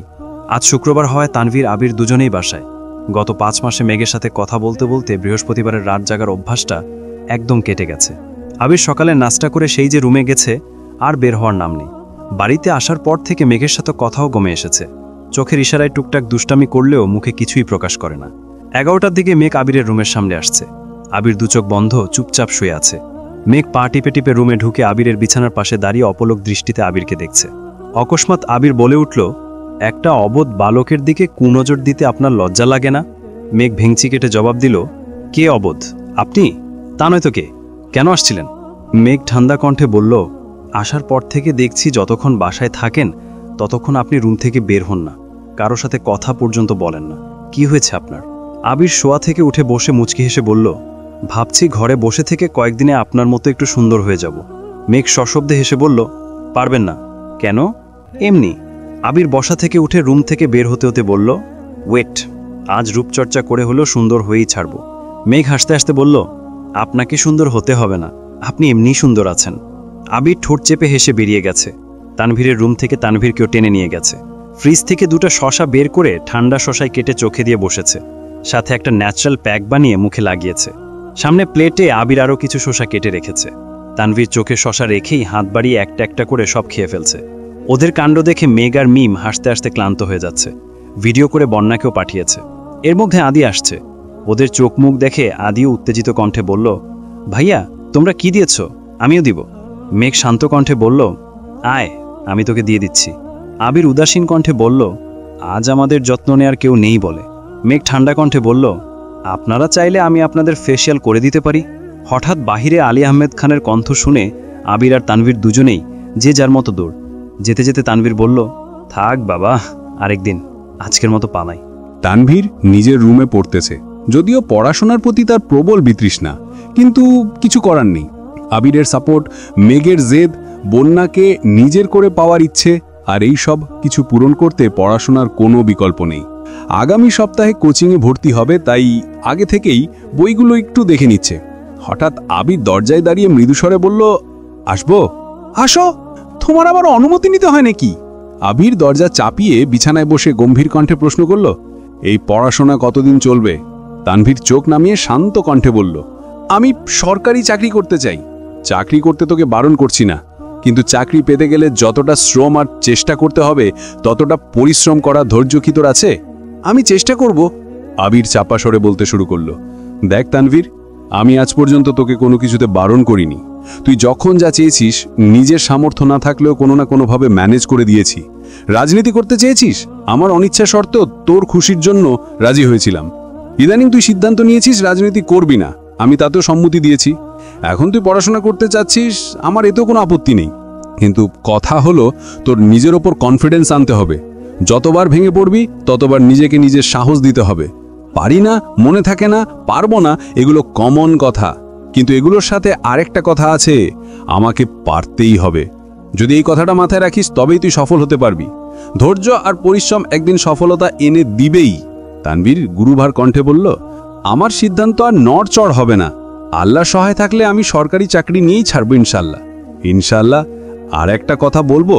বলো। বন্যার প্রতি তোর ইমোশন কি সত্যি নাকি এতেও দুটানা আছে? এখনো সময় আছে, তুই ভেবে দেখতে পারিস। পড়াশোনা, রাজনীতি, কেরিয়ার, জব এগুলো তোর মন পছন্দে পরিবর্তন করতে পারলেও ভালোবাসা, ইমোশন কখনো পরিবর্তন করা যায় না। বন্যার প্রতি প্রেমানুভূতি যদি না থাকে তাহলে আগেই দূরে সরে যা। নষ্ট করলে নিজের জীবনটাই নষ্ট করিস, আর একটা নিষ্পাপ জীবনকে জড়িয়ে তাকে কষ্ট দিস না। তানভীর চিবুক নামিয়ে তপ্ত স্বরে বলল, আমি সত্যি সত্যি বন্যাকে ভালোবাসি, তুমি বিশ্বাস করো। হয়তো তোমার মতো এত ভালোবাসতে পারি না, কিন্তু আমার জায়গা থেকে আমি ওকে সবটুকু দিয়ে ভালোবাসতে চাই। আবির কণ্ঠ দ্বিগুণ ভারী করে বলল, অতীত এসে মানসিকভাবে বিরক্ত করবে না তো? আমার জীবনে অতীত বলতে কিছু নেই, আমি বর্তমান নিয়ে ভালো আছি, আর আমি বর্তমান নিয়েই ভালো থাকতে চাই। গুড। শুনলাম সেদিন তোর এক্সকে থাপ্পড় মেরেছিস, তারপর কি দেখা হয়েছিল? তানভীর আতকে উঠে বলল, তুমি কিভাবে জানো? আমি তো বনুকে জানাতে বারণ করেছিলাম, বলে দিয়েছে তোমায়? ও আচ্ছা, তাহলে তোর বোনও জানে? এখন থেকেই আমার কাছে কথা লুকানো শেখাচ্ছিস? তুমি ভুল বোঝো না প্লিজ, ওই মেয়ের কথা শুনলে তুমি রাগ করতা, তাই বলিনি। আর আমি নিজেও এই বিষয়টাকে পাত্তা দিতে চাইনি, কিন্তু সেদিন হাসপাতালে বন্যার সামনে জান ডাকছিল, তাই রাগে থাপ্পড় মেরেছিলাম। আবির ভুঁকুচকে সন্দেহে দৃষ্টিতে তাকিয়ে বলে উঠল, জান? সম্পর্ক এতদূর চলে গেছিল? ছি না, এই মেয়ে জীবনেও জান ডাকেনি আমায়। তুই তোকারি করেই সময় কাটতো না, আবার জান। বন্যাকে দুদিন আমার সাথে দেখেছে, হয়তো সন্দেহ করছে, তাই এমনভাবে কথা বলছিল। আবির শান্ত স্বরে বলল, তুই কি জানিস বন্যাকে রাস্তায় ডেকে ওই মেয়ে একদিন তোর সম্পর্কে কথা বলেছে? কি? কবে? আমি কিছু শুনিনি তো, বন্যাও কিছু বলিনি। তুমি কিভাবে জানো? বন্যা কেন তোকে বলবে? বন্যা কি তোর গার্লফ্রেন্ড? প্রপোজ করেছিস ওকে? সাহসই পায় না, যদি রিজেক্ট করে দেয়। কিন্তু তোমাকে ওই কথা কে বলছে? সানি বলছে। সানির বাসার কাছেই বন্যা টিউশন পড়াতে যায়। বন্যার সাথে ওই মেয়ে কথা বলার সময় সানি পাশ দিয়ে যাচ্ছিল, তখন তোর কথা শুনে দাঁড়িয়েছে, আর যতটা শুনেছে সবটাই আমায় বলেছে। এটা তুমি আমায় আগে বললা না কেন? ওই মাইয়ারে এখন মাটিতে কুপতে ইচ্ছা করছে। একেই বন্যাকে মানাতে পারছি না, তার উপর আরেক যন্ত্রণা হাজির। আমি এখন কি বলবো? তোর এক্সের কথা জানে সে? বনু বলেছে কিনা জানি না, কিন্তু আমি এখনো কিছু বলিনি। তোর উচিত বন্যাকে সবকিছু জানানো, তারপর তার প্রতি তার কি অনুভূতি প্রকাশ পায় সেটাই দেখার বিষয়। আচ্ছা ঠিক আছে। আবির উঠে যেতে যেতে আবারও বলল, লাস্টবার বলছি, ডিসিশন নেয়ার আগে আবারও ভাব। একটা মেয়ের জীবন সম্পূর্ণ তোর হাতে। তুই ভালো হলে মেয়েটা সুখী হবে, আর তুই খারাপ, মেয়ে দুঃখী। ভাব ভাব, সারা রাত ভাব, প্রয়োজনে দুরাত না ঘুমিয়ে তারপর ভাব। আজ শনিবার, মোজাম্মেল খান বাসায় ফিরেছেন। চাচ্চুর সাথে দেখা করতে আবির আজ একটু তাড়াতাড়ি বাসায় ফিরেছে। মূলত চাচ্চুর মনের অবস্থা বুঝতেই আগেভাগে এসেছে আবির, কিন্তু মোজাম্মেল খান তেমন কোনো বিষয়ে আলোচনাই করেননি। ওনার আলোচনা টপিক প্রজেক্ট, লাভ লস আর সিফাত। চাচ্চুর সাথে কথা শেষ করে আবির নিজের রুমে চলে গেছে। এই সময় অফিসে গেলেও তেমন কোনো কাজে আসবে না, তাই আর বের হয়নি। নিজের রুমে বসে ল্যাপটপে কাজ করছিল। কিছুক্ষণ কাজ করার পর বেশ ক্লান্ত লাগছে, তাই কফি করতে নিচে যাচ্ছিল। মেঘের রুমের সামনে দিয়ে যাওয়ার সময় মেঘের ফোনে রিংটোনের শব্দ শুনতে পায়। বিশেষ মনোযোগ না দিয়ে আবির নিচে চলে গেছে। কফি করে নিয়ে আসার সময় আবারও শুনতে পেল মেঘের ফোনে কল বেজেই যাচ্ছে। আবির মেঘের রুম পেরিয়ে গেছে, কিন্তু অনবরত ফোনের শব্দে আবির অবচেতন মনে ঘুরে আসলো। মেঘ রুমে আছে কিনা দেখার জন্য উকি দিল। রুম সম্পূর্ণ ফাঁকা। টেবিলের উপর ফোনটা আপন গতিতে বেজেই যাচ্ছে। আবির রুমে ঢুকে ফোনের দিকে তাকাতেই স্ক্রিনে বন্যার ছবি আর বেবি লিখে সেভ করা নাম্বারটা ভাসল। আবির ভাবল রিসিভ করে বলবে যে মেঘ রুমে নেই। আবির স্বাভাবিকভাবে কল রিসিভ করে বলতে নিল, তার আগেই বন্যা উত্তেজিত কণ্ঠে বলতে শুরু করলো, হাই ননাদিনী, কি করতেছ তুমি? কতগুলো কল দিচ্ছি, রিসিভ করছিল না কেন? আমার ছোট ননদ আর দেবর কি করছে? আবির উষ্ণ স্বরে বলল, তোমার ননদিনী সম্ভবত ছাদে, আমি তোমার ভাসুর বলছি। বন্যা থতমত খেয়ে কাপা কাপা গলায় বলে উঠল, আবির ভাইয়া? জি। বন্যা নিজের কপাল চাপড়াচ্ছে। মুখের ওপর কল কাটতে পারছে না, আবার কিছু বলতেও পারছে না। বন্যা উদাসীন কণ্ঠে বলল, আসসালামু আলাইকুম ভাইয়া। ওয়ালাইকুম আসসালাম। ভালো আছেন ভাইয়া? আমি ভালো আছি, তবে অন্য কারোরটা জানি না। ননদিনীর খোঁজখবর নাও ভালো কথা, কিন্তু মাঝে মাঝে নিজের বেপরোয়া জামাইরও খোঁজখবর নিও একটু। বন্যা মনে মনে নিজেকে ইচ্ছে মতো বকছে। প্রকাশ্যে অত্যন্ত নমনীয় কণ্ঠে বলল, ভাইয়া আসলে ওইরকম কিছু না। আবির শ্বাস ছেড়ে শান্ত কণ্ঠে বলল, ভালোবাসলে নিজের মানুষের যত্ন নিতে শিখতে হয়। আর হ্যাঁ, তোমাদের ননদ ভাবির মাঝে ঢুকে পড়ার জন্য সরি। আল্লাহ হাফেজ। আল্লাহ হাফেজ। আবির কল কেটে সরাসরি ছাদে গেল। মেঘ গান গাইতে গাইতে গাছের ঘাস পরিষ্কার করছে। আবির কিছুটা পেছনে দাঁড়িয়ে আস্তে করে গলা খাকারি দিয়ে বলল, কেউ একজন বলেছিল আমি ফিরলে আমাকে সারপ্রাইজ দিবে, কিন্তু আজও দিল না। সে কি ভুলে গেছে? মেঘ গম্ভীর কণ্ঠে বলল, সে ভুলে যায়নি, কিন্তু কি? আপনি যদি কিছু মনে করেন। আমি কিছু মনে করব না, বলুন। মেঘ চিন্তিত কণ্ঠে শুধালো, আগে এটা বলুন, ভাইয়া যে বন্যাকে পছন্দ করে এটা কি আপনি জানেন? আবিরের চিরচেনা কণ্ঠস্বরে জবাব, জানি। মেঘ আতকে উঠে প্রশ্ন করল, কবে থেকে জানেন? প্রায় 2.5 বছর হতে চলল। মেঘ হতবার হয়ে তাকিয়ে থেকে উদ্বিগ্ন কণ্ঠে বলল, ভাইয়া এত বছর যাবৎ বন্যাকে পছন্দ করে? হ্যাঁ, এখন বল কি করেছিস? আমি তেমন কিছু করিনি, ভাইয়া বন্যাকে পছন্দ করে এটা কয়েক মাস হলো আমি জানতে পেরেছি, তাই বোন হিসেবে আমি আমার দায়িত্ব পালন করেছি। আবির রাশ ভারী কণ্ঠে শুধালো, কি দায়িত্ব? মেঘ আস্তে করে বলল, আমি আর বন্যাকে ভাবি হওয়ার জন্য প্রপোজ করেছি, আর ভাগ্যক্রমে বন্যাও রাজি হয়ে গেছে। আপনাকে ভিডিও দেখাবো না। আবির নিরেট কণ্ঠে বলল, এজন্যই ফোনে এত যত্নের সহিত ননদিনী বলে ডাকছিল। মেঘ ভারী কণ্ঠে বলল, আপনি কিভাবে জানেন? আবির সশব্দে হেসে বলল, তোকে কল দিয়েছিল, আমি কল রিসিভ করে শুধু বলতে চেয়েছিলাম তুই ছাদে, কিন্তু তার আগেই সে সব বলে ফেলছে। তারপর আর কি, সে যেহেতু ননদ দেবরের খোঁজ নিচ্ছে, তাই ভাসুর হিসেবে আমারও তো পরিচয়টা দিতে হয়, তাই দিয়ে আসছি পরিচয়। এটা কি করলেন আপনি? আবির ঠাট্টার স্বরে বলল, আমি তো কিছু করলামই না। মেঘ কপাল গুটিয়ে সূক্ষ্ম নেত্রে তাকাতেই আবির মুচকি হেসে নিচে চলে গেছে। 2 দিন কেটে গেছে। আবির বন্যার ব্যাপারে তানভীরকে কিছুই জানায়নি, কারণ তানভীরকে ভাবার জন্য 2 দিন সময় দিয়েছিল। তানভীর 2 দিন পর সুন্দরভাবে তার মতামত জানিয়েছে। সে বন্যাকে ছাড়া সে আর কাউকে পছন্দ কিংবা ভালোবাসতে পারবে না। বন্যার জন্য সে সব কিছু করতে পারে। আর অনেক কিছু বলেছে। আবির সব শুনে শান্ত কণ্ঠে বলল, তুই চাইলে বন্যাকে তোর মনের কথা বলতে পারিস। তানভীরকে বিস্তারিত কিছু না বললেও কিছু কথায় টুকটাক বুঝিয়েছে। আজ সকাল থেকে খানবাড়ির পরিবেশ অন্যরকম। মুজাম্মেল খানের শরীর খারাপ, তাই অফিসে যাবেন না। তানভীর একটা কাজে বেরিয়েছে। আবিরের আব্বুর অফিসে ছোটখাটো একটা মিটিং আছে, তাই আবিরও দ্রুত রেডি হয়ে বেরিয়ে গেছে। মেঘ খেতে গিয়ে দেখে টেবিল সম্পূর্ণ ফাঁকা, তাই না খেয়ে আবিরকে দেখতে গেল। আবির রুমে নেই দেখে মেঘের মন কিছুটা খারাপ হয়ে গেছে। আজ সকালে কল পর্যন্ত দেয়নি আবির। আবিরের খোঁজ নিতে মেঘ বেলকনিতে দাঁড়িয়ে আবিরের নাম্বারে কল দিল। আচমকা রুমের ভেতর থেকে রিংটোন বাজছে। পাগল তোর জন্যে রে পাগল এ মন, পাগল মুখে বলি দূরে যা, মন বলে থেকে যা, দূরে গেলে মন বোঝে তুই কত আপন। কল বাজতে বাজতে কেটে গেছে। আবির রিসিভ করেনি। মেঘ দ্বিতীয়বার আবিরের নাম্বারে কল দিল।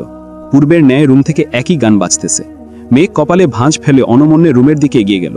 বিছানার উপর আবিরের ফোনটা পড়ে আছে, সেই ফোনে এই গান বাজতেছে। মেঘ এগিয়ে গিয়ে ফোনের স্ক্রিনে তাকাতে রীতিমতো আশ্চর্য বনে গেল। মেঘ আর আবির একসঙ্গে বৃষ্টিতে ভিজছে এমন একটা ছবি ভাসছে, সাথে সোলমেট নামে সেভ করার নাম্বার। মেঘ আশ্চর্যিত হয়ে তাকিয়ে আছে। মস্তিষ্কের নিউরনগুলো ছুটছে দিক বিদিক। বুকের বা পাশটা অদ্ভুত অনুভূতিতে মেতেছে। অনেকদিন আগে আবিরের ফোনে নিজের নাম দেখার ইচ্ছে হয়েছিল মেঘের, তবে সেটা কেবলমাত্র ইচ্ছেই ছিল। এখন তার এক বিন্দু মনে ছিল না। গত পরশুদিন রাতেও মেঘ বন্যাকে কল দিয়ে মন খারাপ করে বলছিল আবির দেশে ফিরেছে, তবুও তাকে ভালোবাসার কথা বলছে না, প্রপোজ পর্যন্ত করছে না। বন্যা অনেক বুঝিয়ে শুনে ঘুমোতে বলেছে। আজ সে আবির ভাইয়ের ফোনে নিজের নাম, ছবি আর গানের রিংটোন শুনে মেঘ নিজের চোখ আর কানকে বিশ্বাস করতে পারছে না। আনন্দে মেঘের দু চোখ টলমল করছে। ভেতরটা আনন্দে ভরে গেছে। প্রকাশ করার ভাষা হারিয়ে ফেলেছে। আচমকা আবিরের বাইকের শব্দ শুনে ফোন ফেলে মেঘ দ্রুত নিজের রুমে গেছে। আবির নিজের রুম থেকে ফোন নিয়ে মেঘের রুমের সামনে এসে থামল। দরজা থেকে উদ্বিগ্ন কণ্ঠে শুধালো, কল দিয়েছিলে কেন? মেঘের দুই চোখ ভেজা, চিকচিক করছে পানি। মেঘ আবিরের দিকে না তাকিয়ে কাঁপা কাঁপা গলায় বলল, খেয়েছেন কিনা জিজ্ঞেস করতে কল দিয়েছিলাম। সত্যি নাকি অন্য কিছু বলতে কল দিয়েছিলি? মেঘ স্বাভাবিক কণ্ঠে বলল, এমনিতেই কল দিয়েছিলাম, অন্য কোনো কারণ নেই। আবির মেঘের দিকে ভালোভাবে তাকালো। মাথায় ওড়না দিয়ে মুখ ঢেকে বসে আছে। আবির মেঘও হেসে বলল, হঠাৎ লাজুকলতা সাজার কারণ কি? এমনি, আপনি অফিসে যান। এদিকে আলী আহমেদ খান বারবার কল দিচ্ছেন। 11টায় মিটিং টাইম, যত দ্রুত সম্ভব যেতে হবে। আবির মেঘের থেকে বিদায় নিয়ে দ্রুত চলে গেছে। আবির বাসা থেকে বের হতেই মেঘ বন্যার নাম্বারে কল দিল। প্রথমবার রিসিভ হয়নি, এরপর থেকে নেটওয়ার্ক বিজি, ব্যস্ত বলছে। অনেকক্ষণ ট্রাই করার পর একবার কল ঢুকেছে। বন্যা কল রিসিভ করে উত্তেজিত কণ্ঠে চেঁচিয়ে উঠল, বেবি তুই জিতে গেছিস। এপাশ থেকে মেঘ বলে উঠল, বেবি আমি ওনার ভালোবাসার প্রমাণ পেয়ে গেছি। বন্যার মেঘ একসঙ্গে চিল্লাচিল্লি শুরু করেছে। মেঘ বলছে সে আগে বলবে, ওদিকে বন্যা বলছে বন্যা আগে বলবে। বাধ্য হয়ে মেঘের কথায় আগে শুনতে হলো। মেঘের কথা শেষ হতেই বন্যা বলে উঠল, তুই একবার বলছিলি না হয়তো আবির ভাইয়া বিদেশে যাওয়ার আগে থেকেই তোকে ভালোবাসে? এটা মিথ্যা না, একদম সত্যি। আবির ভাইয়া তোকে তখন থেকেই ভালোবাসেন। তোকে কে বলছে? তোর ভাই গতকাল রাতে কল দিয়েছিল। আপু বাসায় নেই, তাই এই সুযোগে ওনার সাথে অনেকক্ষণ কথা বলতে পেরেছি। তোকে বিস্তারিত ঘটনা পরে বলল। সবচেয়ে বড় কথা হলো তোর ভাই সব কিছু জানতো। মেঘ শক্ত কণ্ঠে বলল, আমি এতদিন যে প্রমাণ খুঁজছিলাম, আজ সেই সব প্রমাণ পেয়ে গেছি। এখন কি করবি? মেঘ একটু ভেবে শান্ত কণ্ঠে বলল, আমি এই জীবনে ওনার প্রপোজ আশা করাটা বোকামি ছাড়া কিছুই হবে না। যেহেতু আমি প্রমাণ পেয়ে গেছি, তাই আমি আজই ওনাকে প্রপোজ করব। কিভাবে? মেঘ মুচকি হেসে বলল, তুই একটা হেল্প করতে পারবি? কি হেল্প? আমার জন্য একটা নীল শাড়ি কিনে আনতে পারবি? তুই ওনাকে প্রপোজ করতে যাবি? হ্যাঁ যাব। আমি এতদিন প্রমাণ খুঁজছিলাম, কিন্তু শক্তপোক্ত কোনো প্রমাণ পাইনি। তবে আজ পেয়েছি, তাই আর ছাড়তে পারবো না। উনি বলেছিলেন উনি বাসায় ফিরলে আমি যা চাই তাই হবে। আমি আজ ওনাকে চাইব। আশা করি উনি আমাকে ফেরাবেন না। তুই শুধু শাড়িটা কিনে নিয়ে আয় প্লিজ। আচ্ছা ঠিক আছে, আসতেছি। Love you baby. Love you আমায় না বলে আমার ভাসুরকে বলিও। মেঘ লাজুক হেসে বলল, উফ, আমার না ভাবতেই লজ্জা লজ্জা লাগছে। বন্যা হেসে বলল, তুই রেডি হ, আমি শাড়ি কিনে নিয়ে আসছি। মেঘের হৃদয়ের অন্তঃস্থল অনবরত কম্পিত হচ্ছে। হৃৎপিণ্ডের দিক বিদিক ছোটাছুটিতে শরীর জুড়ে অস্থিরতা কাজ করছে। চোখের সামনে জলজল করছে আবিরের ফোনের স্ক্রিনে দেখা নাম আর শ্রাবণের বৃষ্টিতে জলসিক্ত দুজনার ছবিটা। গত 2 বছরে জমে থাকা প্রেমানুভূতিগুলো আজ যেন স্বস্তি পেল। মেঘ ড্রেসিং টেবিলের সামনে দাঁড়িয়ে আনমনে ভেবে যাচ্ছে। ঠোঁটে তার লাজুক হাসি লেগেই আছে। বন্যা মেঘদের বাসায় আসতে আসতে দুপুর হয়ে গেছে। অনেক দোকান ঘুরে মেঘের জন্য একটা নীল রঙের শাড়ি নিয়ে আসছে। বন্যা আসতেই মেঘ হুটুফুটি করে শাড়ি বের করে দেখতে লাগলো। মূলত সেদিন পার্কের শাড়ি পরা মেয়েটাকে দেখার পর থেকে মেঘের মনে সেটা স্থির হয়ে আছে। মেয়েটা অন্য রঙের শাড়ি পরলেও মেঘ নীল রঙের শাড়ি পরছে, কারণ সাদা কালো ব্যতীত আবিরের প্রিয় রঙের তালিকায় নীল রঙটাই আসে। তাছাড়া মেঘ আগেও খেয়াল করেছে সে নীল রঙের জামা পরলে আবিরের অভিপ্রায় সম্পূর্ণ বদলে যায়, অপলক দৃষ্টিতে তাকিয়ে থাকে। তাই আজ ইচ্ছে করে নীল রঙের শাড়ি পরছে, যেন আবির ভাই মেঘকে দেখে ফিদা হয়ে যায়, আর মেঘ যা বলে সব মেনে নেয়। বন্যাই মেঘকে সাজিয়ে দিচ্ছে, বিশেষ করে শাড়িটা বন্যাই পরিয়ে দিচ্ছে। খুব ভালো না পারলেও বন্যা টুকটাক শাড়ি পরাতে পারে। মেঘ হঠাৎ প্রশ্ন করলো, ভাইয়া কল দিয়ে তোকে কি বলছে রে? তোর ভাই তো অনেক কিছু বলতে চাইছিল, কিন্তু আমি সেসবে পাত্তা দেইনি। কেন? সেদিন আমার কল আবির ভাইয়া রিসিভ করার পরেই বুঝেছিলাম আবির ভাইয়া তোর ভাইকে বলবে, আর তোর ভাই আমাকে কল দিবেই দিবে। তাই আমি মনে মনে প্রশ্ন সাজিয়ে রেখেছিলাম। তোর সঙ্গে এত বছর যাবৎ চলছি আমি, আজ পর্যন্ত তোর ব্যাপারে কোনো সিদ্ধান্ত ওনাকে একা নিতে দেখিনি। প্রথম ভাবতাম আবির ভাই ওনার বেস্ট ফ্রেন্ডের মতো, বড় ভাইও, তাই হয়তো বলেন বা জিজ্ঞেস করেন। কিন্তু ধীরে ধীরে সেটা বাড়ল। আবির ভাইয়ের প্রতি তোর খুব ছিল এত বছর, তাই আমি তোকে ওইভাবে কিছু বলিনি। তবে ইদানিং ওনার সাথে আমার বেশ কয়েকবার আলাদাভাবে দেখা হয়েছে, বিভিন্ন টপিকে কথা হয়েছে। কিন্তু তোর টপিক আসলে ওনার মুখে আবির ভাইয়ের নাম এমনিতেই চলে আসে। ভাইয়া এটা করতে বলেছে, ভাই এটা করতে বারণ করেছে। ভাইকে বলে দেখি, হয়তো মুখ ফসকে বলে ফেলেন, পরে বুঝতে পারে কথা খাটিয়ে বলেন বাসায় কথা বলতে হবে। তুই একদিন আবির ভাইয়ার কলেজ ফ্রেন্ডদের বিষয়ে বলেছিলি, এই সবগুলো বিষয়ই আমার মাথায় ছিল। সবচেয়ে বড় বিষয়, সেদিন হাসপাতালে তুই যখন অজ্ঞান ছিল তখন আবির ভাইয়া ফোনে ওমাকে যেভাবে ঝাড়ছে তুই বিশ্বাস করবি না, ওনার চোখ মুখ একদম অন্ধকার হয়ে গেছিল। তারপর উনি একটা টু শব্দ পর্যন্ত করেননি। সেদিনই শিওর হয়েছিলাম উনি কিছু না কিছু হলেও জানেন। আমি শুধু ওনাকে জিজ্ঞেস করার সুযোগ খুঁজছিলাম। গতকাল উনি কল দিলেন, আপুও বাসায় নেই। এই সুযোগে রাত 3টার উপরে পর্যন্ত শুধু তোর বিষয়ে কথা বলেছি। তোকে কথাগুলো জানানোর জন্য আমার ভেতরটা ছটফট করছিল, কিন্তু ঘুমে চৌকো টানতেছিল। ওনার সাথে কথা বলতে বলতে কখন জানি ঘুমিয়ে পড়ছিলাম। সকালে সজাগ হয়ে আগে তোকে কল দিয়েছি। মেঘ উত্তেজিত কণ্ঠে শুধালো, ভাইয়া কি বলছে? আমি প্রথমে ওনাকে জিজ্ঞেস করেছি, সেদিন হাসপাতালে কি আবির ভাইয়া কল দিয়েছিলেন? উনি উত্তরে হ্যাঁ বলেছেন। আমি আবারও জিজ্ঞেস করেছি, আবির ভাইয়া কি মেয়েকে পছন্দ করেন? উনি এর উত্তরও হ্যাঁই বলেছেন।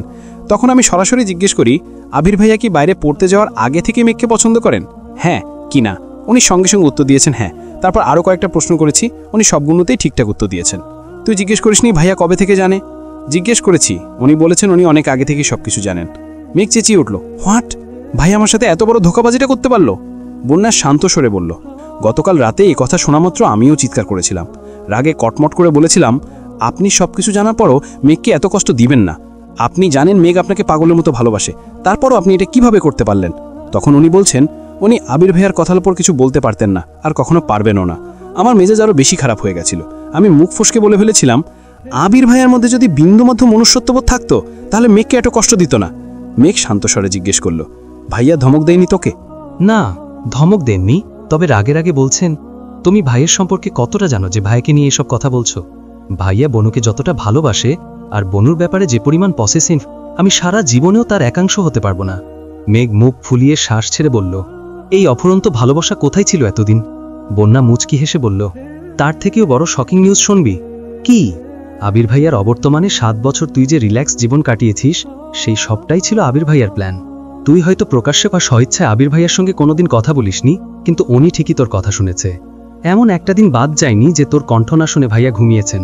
তুই রাগ করলে মাঝরাতে তোর ভাই ঘুম থেকে ডেকে নিজে রান্না করে বা তোর পছন্দের খাবার এনে তোকে সামনে বসিয়ে খাইয়ে তোর রাগ ভাঙানোর চেষ্টা করতো ঠিকই, কিন্তু তখন ফোনের ওপাশে আবির ভাইয়া থাকতেন।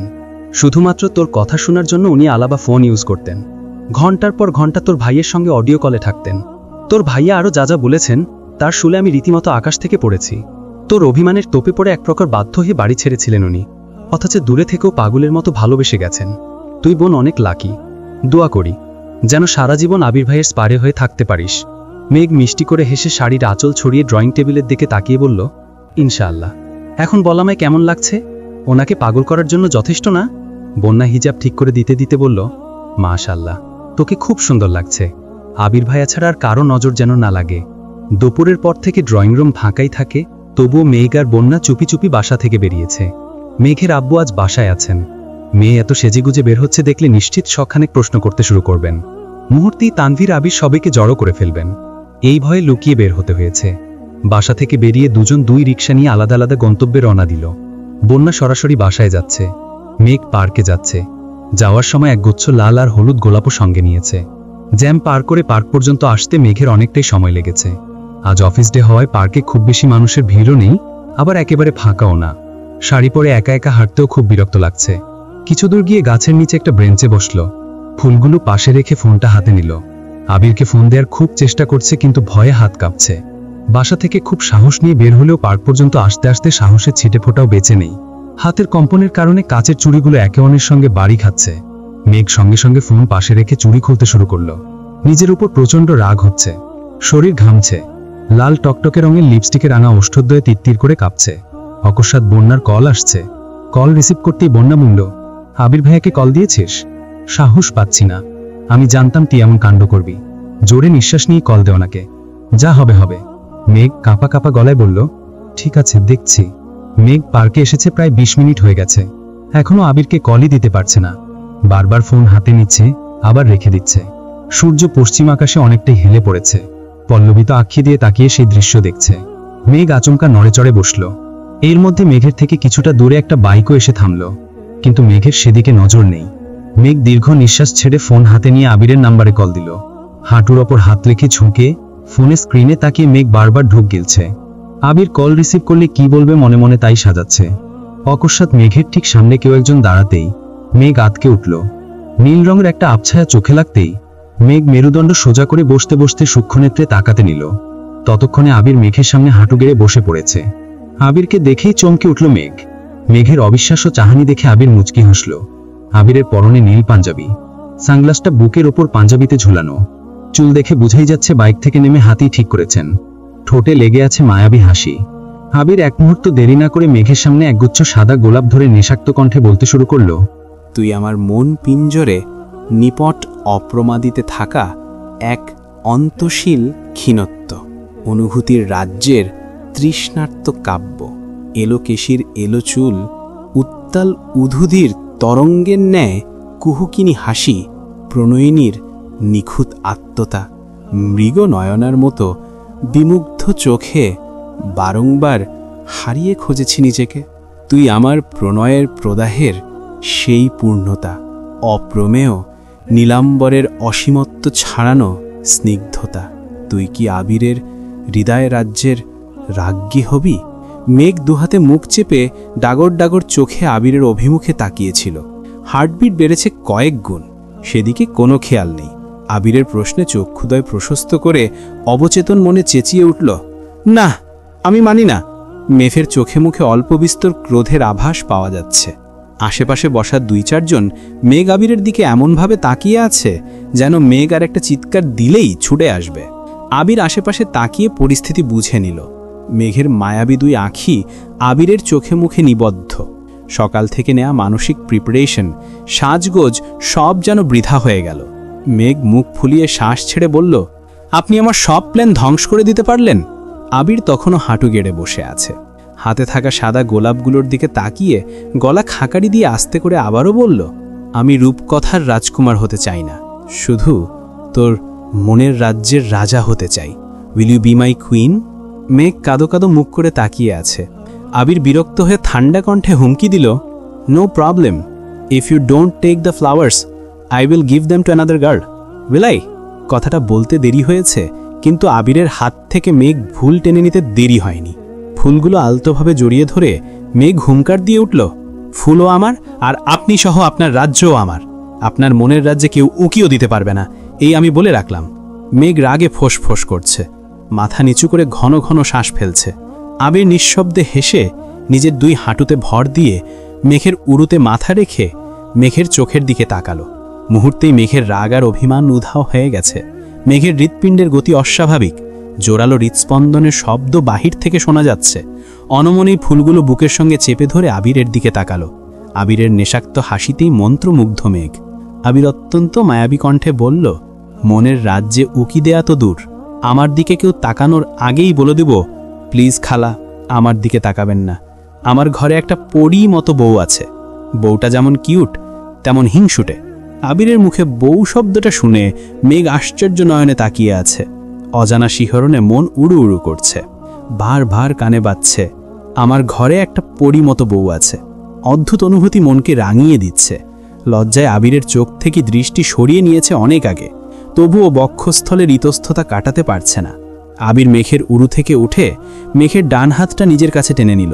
আবিরের অনাকাঙ্ক্ষিত স্পর্শে মেঘের হাতসহ সম্পূর্ণ শরীর কম্পিত হচ্ছে। আবির হাতটাকে শক্ত করে ধরে মৃদুভাবে চুমু খেয়ে মোলায়েম কণ্ঠে বলল, আজ থেকে আমি শুধু তোর, আমার উপর তোর অধিকার সবচেয়ে বেশি, তুই যখন যা বলবি তাই হবে, খুশি? আবিরের চুমুতে মেঘের শরীর ঝাঁকুনি দিয়ে উঠেছে। সেদিন অর্ধ ঘুমে থাকায় আবিরের কপালে দেয়া চুমুটা সেভাবে উপলব্ধি করতে পারেনি। তবে আজ মেঘ সম্পূর্ণ সজ্ঞানে আছে। মেঘ নির্বাক হয়ে বসে আছে, বহু চেষ্টা করেও গলা দিয়ে কথা বের করতে পারছে না। যেই আবির ভাইয়ের প্রণয়ের স্রোতে সর্বক্ষণ ভেসে যেতে চাই, সেই আবিরের প্রেমিক সুলভ আচরণ, আবেগময় কথার কোনো প্রতিউত্তর করতে পারছে না। মেঘ আকাশের দিকে তাকিয়ে দীর্ঘ নিঃশ্বাস ছাড়ল। চোখ নামাতে নিজের কেনা লাল আর হলুদ গোলাপির দিকে নজর পড়ল। সহসা মনে পড়ে গেছে নিজের করা পরিকল্পনা। মেঘ গুরুতর কণ্ঠে বলে উঠল, আপনি এটা কেন করলেন? আমি সকাল থেকে প্ল্যান করে ভাবিকে দিয়ে শাড়ি কিনিয়ে সেজেগুজে এসেছি, আর আপনি আমার সব পরিকল্পনা নষ্ট করে দিয়েছেন। আপনি খুব পচা।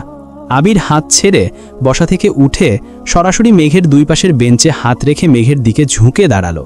মেঘ ঠোঁট উল্টে মুখমরা হয়ে আবিরের দিকে চেয়ে আছে। আবির প্রশস্ত আঁখিতে তাকিয়ে নিরেট কণ্ঠে শোধালো, আমার এত বছরের অনুভূতি, আসক্তি আর সুদূরপ্রসারী পরিকল্পনা আপনি কেবল কয়েক ঘন্টায় তছনছ করে দিয়েছেন। তবু আমি চুপচাপ বসে দেখব? আপনি ভাবলেন কিভাবে?